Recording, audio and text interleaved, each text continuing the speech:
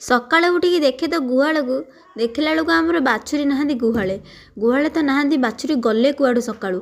ଏ କଥା ମୁଁ ଭାବିକି ପୁରା ଆଶ୍ଚର୍ଯ୍ୟ ହେଇଗଲି। ତାପରେ ବାହାରି ପଡ଼ିଲି ଘରୁ। କିଛି ବାଟ ଏମିତି ଯାଉକା ପହଞ୍ଚିଗଲି ଆମ ବିଲରେ। ତାପରେ ଦେଖିବାକୁ ପାଇଲି ତ ଏଇଠି ମୋର ଦାଦା ଆସିକି ବାଛୁରୀମାନଙ୍କୁ ନେଇ ଆସିଛନ୍ତି। ଏଇଠି ବିଲ ହଳ କରୁଛନ୍ତି, ଆପଣମାନେ ଏଇଠି ଦେଖିପାରୁଥିବେ। ଶୀତ ଦିନର ଶୀତୁଆ ସକାଳରେ ଦାଦା ଆମର ବିଲରେ ହଳ ବୁଲାଉଛନ୍ତି, ଏଇଠି ଆପଣମାନେ ଦେଖିପାରୁଥିବେ।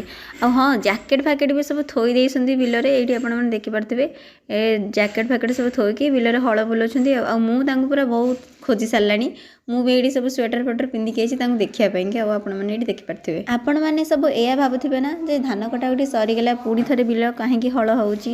ତ ମୁଁ ଆପଣଙ୍କୁ କହିଦେଉଛି ଶୁଣନ୍ତୁ। ଯେହେତୁ ଆମର ଦାଦା ଏଇ ବର୍ଷ ନୂଆ କରିକି ମୁଗ ଚାଷ କରିବେ, ସେଥିପାଇଁକା ବିଲ ହଳ କରୁଛନ୍ତି। ଆଉ ଆମେ ତ ଜାଣିନୁ ନା କେମିତି କ'ଣ ମୁଗ ଚାଷ ହେବ ବୋଲି, ଆମର ଏପଟେ କେହି କରନ୍ତିନି। ସେଥିପାଇଁ ଆମେ ସମସ୍ତଙ୍କୁ ପଚାରିକି ବିଲରେ ମୁଗ ଚାଷଟା କରିବୁ ବୋଲିକା ନିଷ୍ପତ୍ତି ନେଲୁ। ତ ଆପଣମାନେ କେମିତିକା ବିଲରେ ମୁଗ ଚାଷ କରନ୍ତି ସେପଟେ ଦୟାକରି ଟିକେ କମେଣ୍ଟ ମାଧ୍ୟମରେ ନିଶ୍ଚୟ ଜଣାଇବେ। ରହୁଛି, ପୁଣି ଦେଖା ହେବ ନେକ୍ସଟ ବ୍ଲଗ୍ ଭିଡ଼ିଓରେ।